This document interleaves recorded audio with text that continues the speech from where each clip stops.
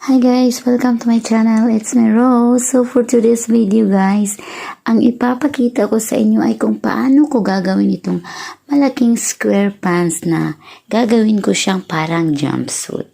So ngayon, ang unang-unang gagawin natin ay puputulin natin siya dito. Ayan, parang ganyan. And then dito din sa kabila.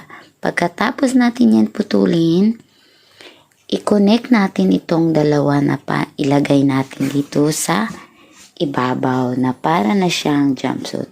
So ngayon guys, i-cut muna natin.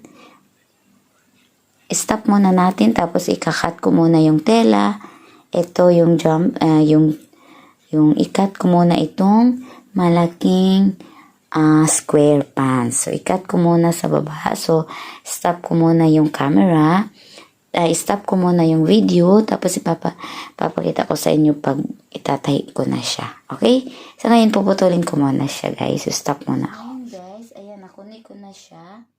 So, meron lang akong inaayos na tahi sa ilalim. Okay?